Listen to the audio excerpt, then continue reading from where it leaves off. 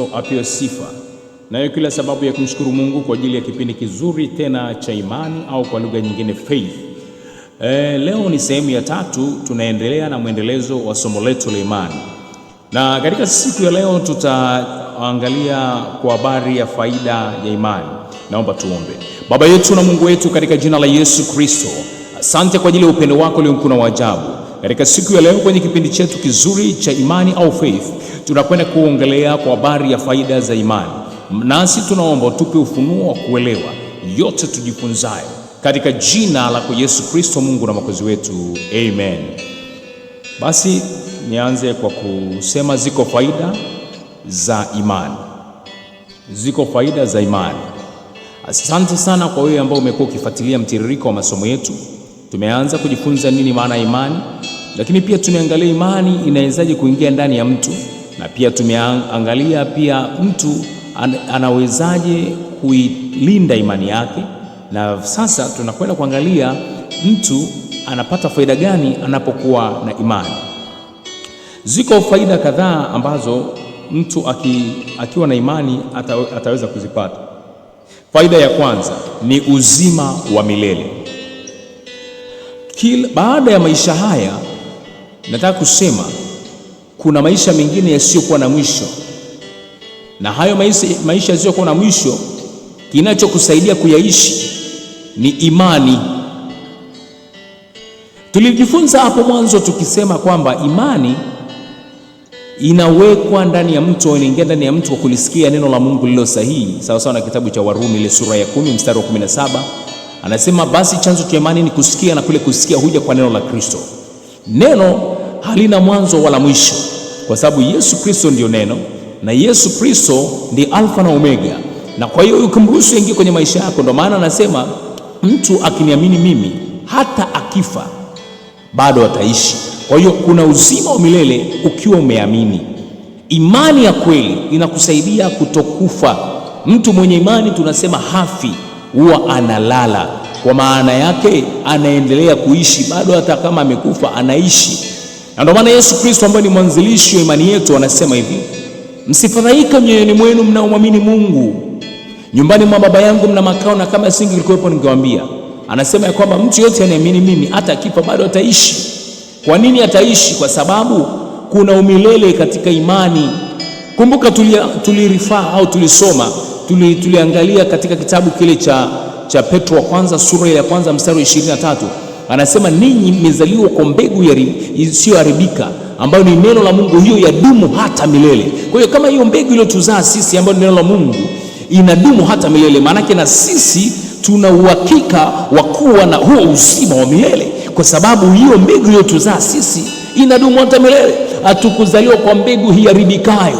Neno la Mungu ndiyo mbegu. Hata Yesu akiwa anafanya mafundisho, aliwafundisha wanafunzi akasema mpanzi alitoka kupanda mbegu njema shambani mwake, akasema na nyingine zilianguka kwenye njia, nyingine zilianguka kwenye udongo mzuri, na akasema zilizoanguka kwenye udongo mzuri zikazaa sana. Sasa akawamuuliza wanafunzi wake ni nini maana ya mfano huo. Akawaambia wanafunzi wake ya kwamba mbegu ni neno la Mungu. Na sasa tumesikia kinachotuzaa sisi ni neno la Mungu. Kuingia kupata imani neno la Mungu, Warumi ndio anaeleza 10:17, anasema basi chanzo cha imani ni kusikia, na kule kusikia huja kwa neno la Kristo. Kwa hiyo neno la Kristo linapotuzaa, na hilo neno la Kristo aliishi leo wala kesho, lina la milele. Kwa hiyo ukizaliwa katika neno la Kristo una uhakika wa kurithi uzima, tena uzima wa milele.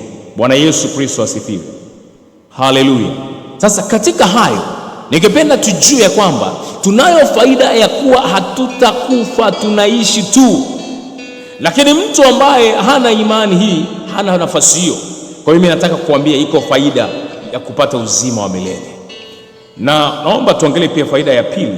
Mtu anapoamini anapata nini? Faida ya pili ni kumpendeza Mungu. Faida ya pili, mtu anapokuwa na imani anampendeza Mungu. If you have faith, you please God. Na kama una imani ndio unampendeza Mungu. Kwa hiyo usifikiri kumpendeza Mungu ni kutoa pesa nyingi sana. Kumpendeza Mungu kuvaa mavazi mazuri sana. Kumpendeza Mungu ni kuhakikisha unakuwa smart every time. Hivyo ni vitu ambavyo tunasema ni vya ziada, lakini kitu ambacho ni compulsory, kitu ambacho ni cha lazima ni kuwa na imani. Once we have faith, pale tunapokuwa na imani ndipo tunapompendeza Mungu. Tusome na turejelee kwenye kitabu cha Waebrania ile sura ya pata ya 11 na mstari wa 6. Waebrania sura ya 11 na mstari wa 6. Neno la Mungu limeandikwa hivi: pasipo imani haiwezekani kumpendeza Mungu. Kwa hiyo kitu kinachotufanya sisi tumpendeze Mungu ni imani. Kwa hiyo ndugu yangu, dada yangu, kaka yangu, mama yangu, baba yangu, jitahidi kuhakikisha wewe una imani.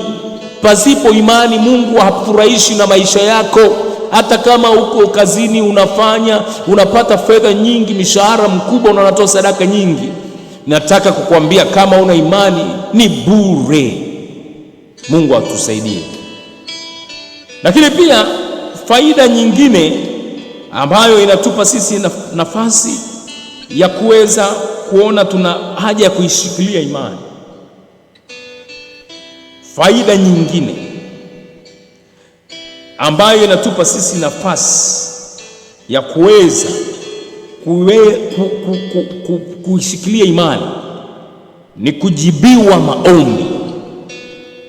Another advantage or another issue which can make us can motivate us to have faith is to answer our prayer. Tunapojibiwa maombi yetu. Mimi namshukuru Mungu wa mbinguni katika hii faida ya kujibiwa maombi. Nimeona Mungu akiwajibu maombi ya watu wengi, na mimi mwenyewe nimekuwa nikijibiwa maombi yangu. Maombi niliyoomba, nianze kwanza kwa ushuhuda. Nilipookoka nilipata neema ya kumjua Kristo kuwa Bwana na Mwokozi wa maisha yangu mwaka wa 2000. Kwa hiyo kwa sasa nimepata neema ya kuwa na miaka 25 katika wokovu. Nilipokuwa nimeokoka, nakumbuka nilikuwa na kanuni ya kuandika chini kila ninachokiomba. Niliandika, nakumbuka nilipokuwa nimefika kidato cha 5 na cha 6, niliandika chini, nikamwambia Mungu, natamani nioe mwaka fulani, baada ya kumaliza chuo changu, nioe nikiwa na miaka 27. Nikaandika chini, nikamwambia Mungu, ninaomba ninapokuwa nimeoa nipate watoto 3. Nikaandika chini.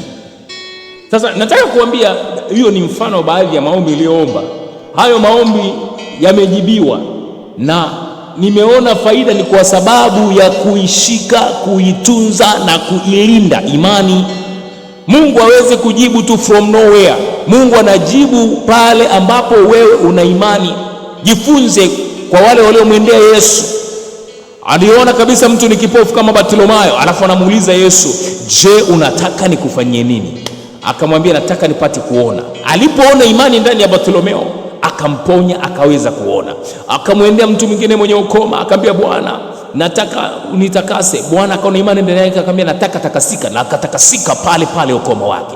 Ninataka kukuambia iko faida, usikate tamaa. Yumkini umekuwa ukiomba maombi, lakini wakati mwingine umeona umechelewa kujibiwa. Haina maana kwamba una imani. Kuna wakati Mungu anaonekana amechelewa, lakini ni kwa sababu anaitengeneza misuli yako imani kwenye hilo jibu ambalo utakwenda kulipokea.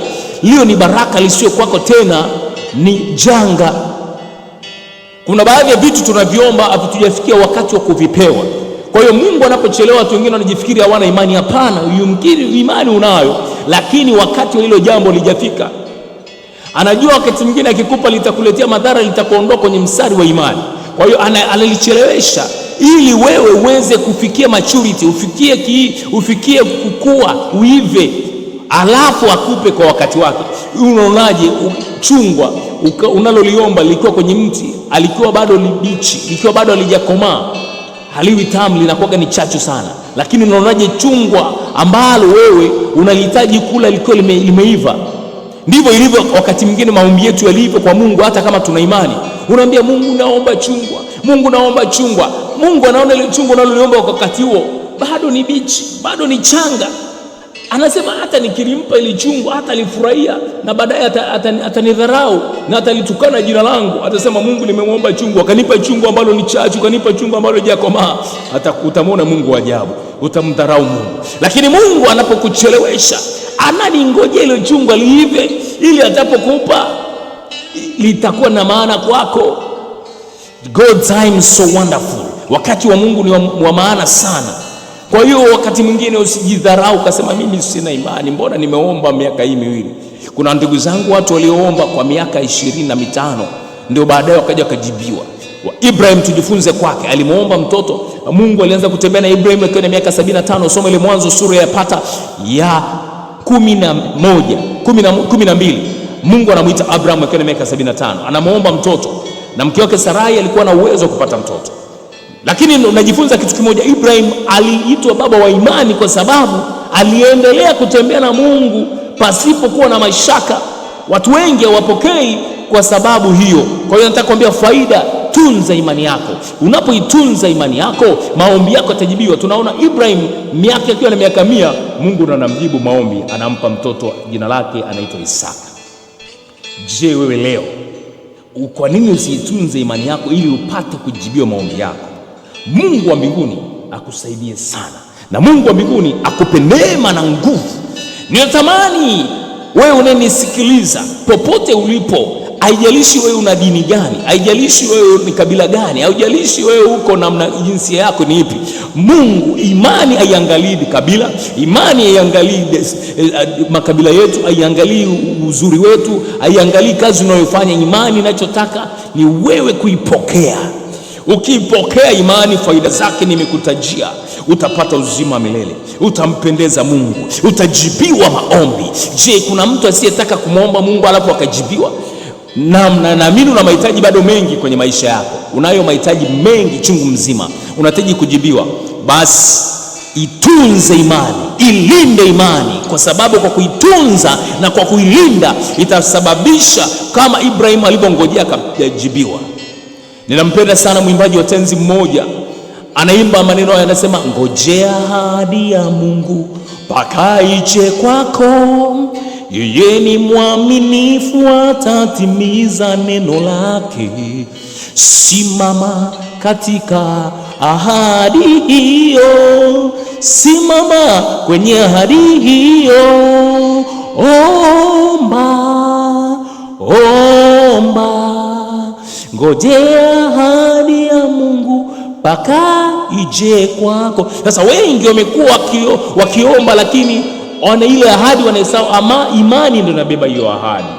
Kwa hiyo Mungu wa mbinguni akusaidie, akutie nguvu, akuwezeshe uitunze imani, uilinde imani, utembee mbele kwa ushindi, ili ujibiwe maombi, ili urithi uzima milele, ili pia Mungu umpendeze kama vile Enoko alivyompendeza Mungu. Mungu akamruhusu apate mauti akaondoka naye, kama vile Bwana alivyojibu maombi ya Abraham, kama vile Bwana alivyokuwa pamoja na Yusufu kule Misri alipokuwa kwenye nyumba ya Potifa, kwa sababu Yusufu alilinda imani. Aliposingiziwa uongo bado alilinda imani, akaendelea. Alipoenda gerezani, Bwana ndiye pamoja naye kwa sababu alilinda imani, na ndipo akawa mshindi, akafanywa kuwa waziri mkuu kwenye taifa la ugeni.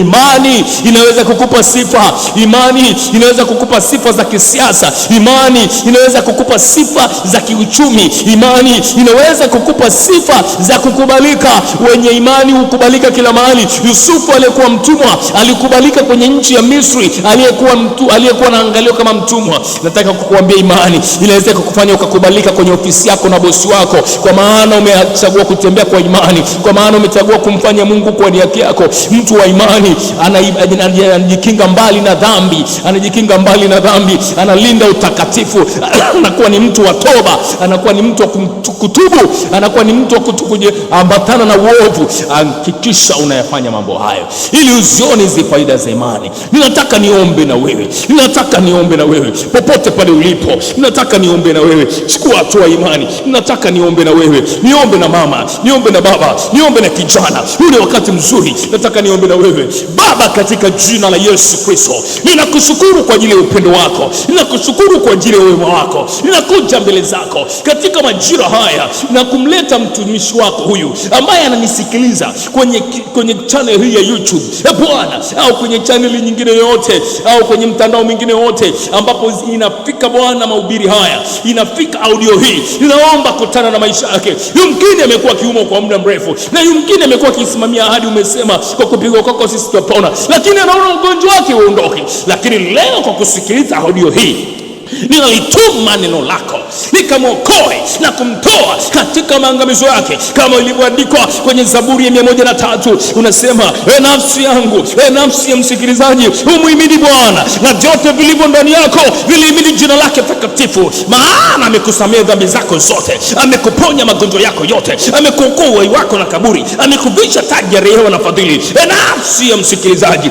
ninakutamkia uponyaji, ninakutamkia kufunguliwa. Yumkini umepita mahali ambapo uchumi wako umekuwa ni mgumu, umefanya biashara lakini huoni wateja. Kwa nguvu ya imani, Biblia inasema ukiwa na imani ndogo kama chembe haradali, waweza kuambia mlima ung'oka na ukatupe baharini. Kwa mamlaka ya jina la Yesu Kristo wa Nazareti aliye hai, huo mlima wa chuma ulete, huo mlima wa kukosa faida, huo mlima wa madeni, kwa jina la Yesu Kristo wa Nazareti aliye hai, nalituma neno la Bwana ambapo imani haina kikwazo, imani haizuii na chochote, imani inaondoa milima yote. Kwa jina la Yesu Kristo, naamuru huo mlima ulio mbele yako ukang'olewe na kutupwa baharini. Naamuru hiyo ukuta ulio mbele yako, huo ukuta ulio mbele yako, kwa nguvu ya imani, hiyo Yeriko ulio mbele yako, huo ukuta wa Yeriko, huo ukuta wa magonjwa, huo ukuta wa mafarakano kwenye ndoa, huo ukuta wa kukosana na wanao, huo ukuta wa kukosana na bosi wako, huo ukuta wa kushindwa kuisoma Biblia na kuielewa, huo ukuta ninaamuru kwa mamlaka ya jina la Yesu Kristo wa Nazareti hai, ukapate kubomoka, ukapate kuharibika, ukapate kuondolewa kwako. Natamka kibali, natamka nguvu, natamka mamlaka, natamka uwezesho katika jina la Yesu.